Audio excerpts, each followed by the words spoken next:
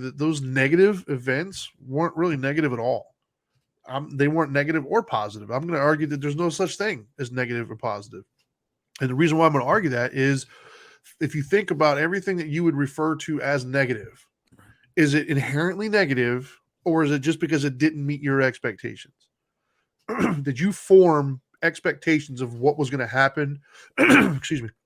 Did you form an expectation of how that person was going to react, what they were going to say, what was going to happen next, that you were going to get this? Or did you form this expectation and this narrative of how things were going to go? And then when it didn't line up to what you thought should or would happen, did you then also call that negative?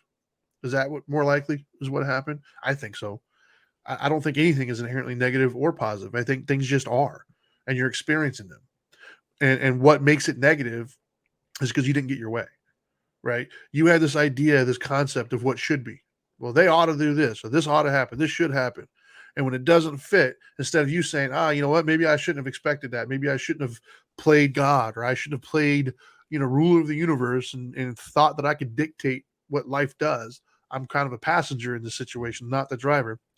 Instead of doing that, you're thinking, well, they just did. And you start to try to validate your expectations. Instead of realizing that you're the one that erred by making an expectation in the first place, you instead try to validate and blame everybody else. And then oftentimes, as Jack said on our last show, sometimes people suck, right? And so, yeah, maybe they did suck. And then you're going to justify it by saying, oh, they suck. No, man, you suck. You suck to yourself because you keep building up this expectation, this narrative, excuse me, and you keep letting yourself down. As they said in NAA, expectations lead to resentment, Premeditated. right? Yeah. And so, this idea of trying to think things should be a certain way, whatever that might be. Maybe your spouse didn't give you the nod of approval the way you thought they should. Maybe they weren't as excited about something as you thought that they should. Maybe your coworkers didn't do something that you think that they should have done. Maybe your kids didn't do something you think they should have done. Maybe your dog. I don't know, man. Whatever it is, you had this preconceived notion of what was going to happen. We're human beings. We can't help it. That's just how we're wired. Based upon that's what we call reality, right? Our reality is our best guess of what's going to happen next based upon everything that we've seen thus far in our lives. And sometimes that guess is wrong, right? And so essentially you started the day and in your mind you already had it all mapped out. Whether you realize it or not, you already had every interaction mapped out in your head. I'm going to wake up tomorrow on time. When I get up, everything's going to be where I thought it should be. The water's going to be a certain temperature. Certain stoplights aren't going to catch me. My boss is whatever it is. You've already played it out in your head, whether you realize it or not. You've already played out what it's going to look like in your head. And then when you wake up, you're basically looking, am I right or was I wrong? You're looking to validate where you're at. And so when something happens that was right, and this is where the really shitty part comes in. When you were right, you don't even celebrate the right. You just take it for granted and accept, like, yeah, I was right, and you move on. Like when you do wake up with your alarm, you're not like, yes, I woke up with my alarm. Yeah, I was right about that. No, you're like, yeah, of course I was. Like, whatever, who cares? And then on to the next.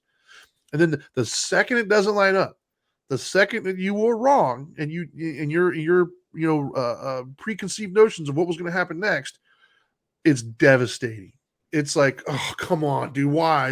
Oh, of course this happens to mine. And then you just start like just losing your shit. And then when somebody sees you, how was your day? Oh, it was a terrible day. Well, really? Wow. Like what happened?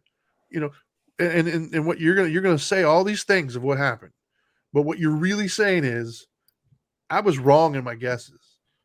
I guessed all these things wrong. And now I'm upset because of my inability to guess it. And when you say it like that, it sounds stupid. You know why? Because it is stupid. Like if I told you to go out right now and I want you to pick up your car with one hand, would you even attempt it? No, because that'd be stupid. You can't do it. You can't do it. Well, you have a higher chance of going out and picking up your car one-handed over your head than you have tomorrow making everything work out exactly the way you think it's going to work out. You have a better chance because at least with this, you can try to work out and get strong enough, or you can create a bionic arm or something. But the idea that you can somehow make life do what you think it should, it's never going to happen. And we all know that.